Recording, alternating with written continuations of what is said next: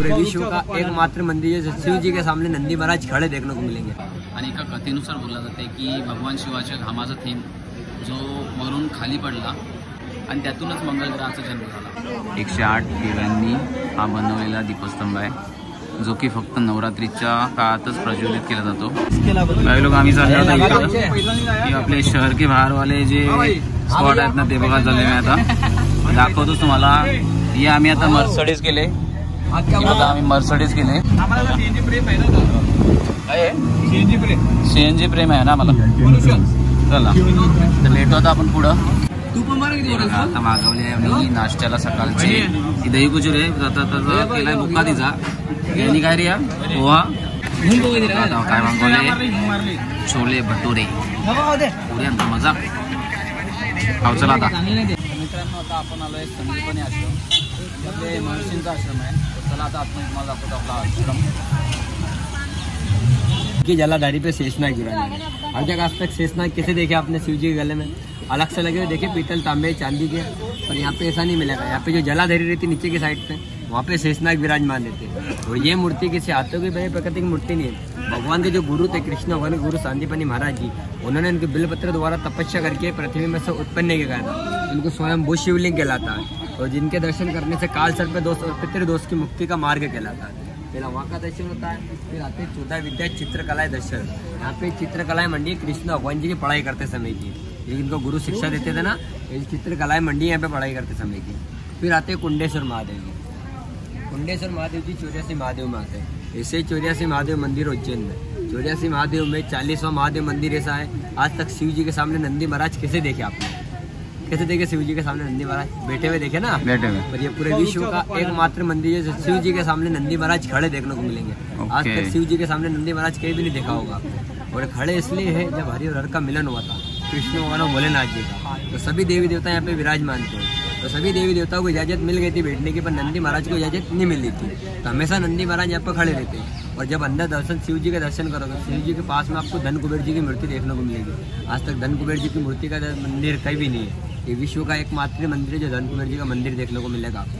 यहाँ का दर्शन करने के बाद जाते विद्यास्थली में, यहाँ पे जो पाठशाला के दर्शन करोगे ना, कृष्ण भगवान जी के जो आज तक कृष्ण भगवान जी की प्रतिमा देखी हुई है आपने, खड़ी देखी हुई है, पर यहाँ पे जो कृष्ण भगवान जी प्रतिमा वो बैठी हुई देखने को मिलेगी आपको पढ़ाई करते समय। ठीक है, पहले सामने चलने का, फिर इधर होने का, फिर पाठशाला में जाके फिर नंदी महाराज का दर्शन करने का। ओके चला आपण जाऊ पुढं। आम्ही आलो सर्वेश्वर महादेव स्वयं। आता कुठाला माहिती आहे 14 विद्या की कला दीर्घा ते आपले कृष्ण भगवान होते ना, ते अभ्यासाला यायचे।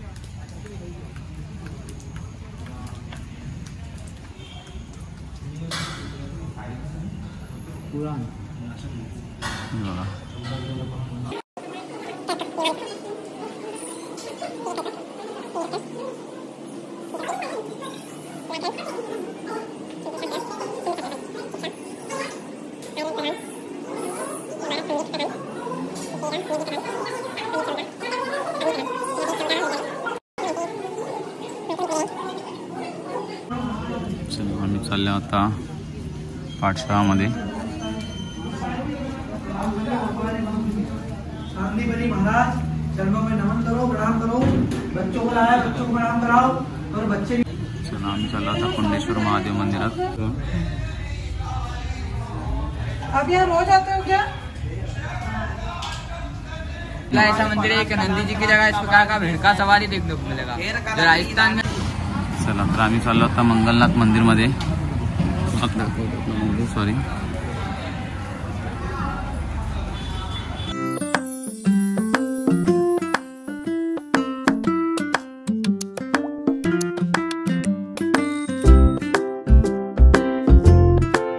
आपला मंगलनाथ म्हणजे मंगल ग्रहाचं जन्मस्थान मानलं जाते। म्हणजे जो बोलतात ना का कोणाला मंगल लागला, आणि एका कथेनुसार बोलला जाते की भगवान शिवाच्या घामाचा थेंब जो मरून खाली पडला आणि त्यातूनच मंगल ग्रहाचा जन्म झाला। तर बोललं जाते की प्राचीन काळात आहे ना ज्योतिषीय म्हणजे अभ्यास वगैरे करायला ना इकडे सगळे येत होते। मित्रांनो पाहू शकतो आपण मंगलनाथ मंदिराच्या बाजूला ही जी नदी आहे हिचं नाव आहे शिप्रा नदी। ही आपली पृथ्वी माता, हे बघा इथे यज्ञ केलं जातं.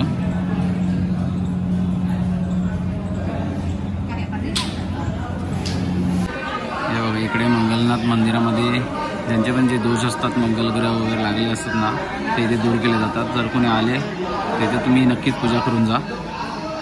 चला आपण पुढं. मित्रांनो आम्ही आले आता कालभैरव मंदिर, म्हणजे आपल्या उज्जैनमधील प्रसिद्ध मंदिर. म्हणजे इथे बोललं जातं की आपल्या कालभैरवांचं म्हणजे रौद्र रूप इथे दाखवलं गेलेलं आहे. या मंदिराचं एक वैशिष्ट्य मोठं आहे की कालभैरव आहेत ना, त्यांना मद्य म्हणजे दारू प्राशन केली जाते अशी. म्हणजे त्यांच्या मूर्तीला आहे ना अशी मुखाला दारूची बाटली लावलेली जाते. आणि पण या टाईमला मात्र म्हणजे सरकारने बंद केली ते. म्हणजे अगोदर मोठ्या प्रमाणात दारू दिली जात होती, आता या ठिकाणी बंद केली. मित्रांनो प्राचीन कालापासून बोललं जाते की आपले भगवान ब्रह्मा आणि भगवान शिवा यांच्यामध्ये वाद झाला होता. त्या वादातून भगवान शिवानी तिसऱ्या डोळ्यामधून कालभैरव प्रकट झाले. त्याच्यातूनच भैरवांनी आपले भगवान ब्रह्मा आहेत ना त्यांचे 5वे शिर कापले. चला आता आतमध्ये आपण. मित्रांनो आपले कालभैरव हे भगवान शिवांचे रक्षण करत होते. रक्षणकार म्हणजे सेनापती असतात ना ते होते. आणि त्यांचा वाहन काय माहिती तुम्हाला, पुत्र आहे. तर त्याच या वाहनाचे भरपूर लोक असे उपासना करत असतात.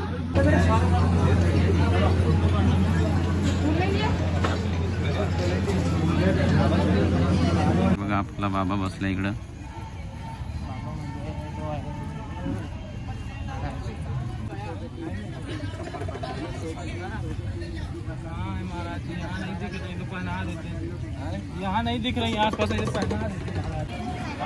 तर मित्रांनो आता चाललो आपण गडकालिका मंदिर. म्हणजे या मंदिराला कालिका माताचं शक्तिपीठ असं बोलतात. महाकवी कालिदास आपले होते ना, त्यांचे आरोग्य देवी अशी म्हणजे महाकवी कालिदास जेव्हा छोटे होते ना, अशिक्षित आणि म्हणजे एकदम साधारण व्यक्ती होते. त्यांनी ते या मंदिरात येऊन पूजा अर्चना केली, तर त्यानंतर प्राप्त झाली. मित्रांनो हे गडकालिका मंदिर आपले. तर इथे ना 51 शक्तिपीठांपैकी एक स्थान मानले जाते. आणि हा आपले एक दीपस्तंभ आहे मंदिराच्या बाहेर. हा बघा आपला दीपस्तंभ 108 दिव्यांनी हा बनवलेला दीपस्तंभ आहे, जो की फक्त नवरात्रीच्या काळातच प्रज्वलित केला जातो. खरंच चांगली गोष्ट आहे. चला आपण आता पुढे जाऊ. चला आम्ही चाललो आता स्थिरमन गणेश मंदिरच्या आतमध्ये, म्हणजे आपल्या गडकालिका मंदिराच्या बाजूलाच मंदिर आहे.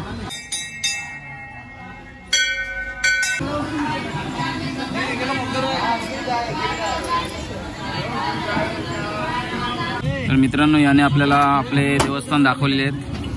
तर आम्ही चाललो आता आमच्या रूमवरती. तर नक्कीच आपला शेवटचा प्रश्न मला माहिती आहे की आपला व्हिडिओ आवडली असेल तर तुम्ही लाईक करा, कमेंट करा, शेअर करा आणि चॅनलला सबस्क्राइब करा. याचं नाव भाई आपका नाम देव प्रजापत. तो कभी अगर आप लोग भी आ गए तो इस भाई से संपर्क साधे. भाई आपका नंबर बोलिए. 9826679024. ओके. तर नक्कीच भाईचा नंबर दिलेला आहे तुम्हाला. तर तुम्ही कधी आले तर त्याचे कॉन्टॅक्ट करा. तोपर्यंत बाय बाय.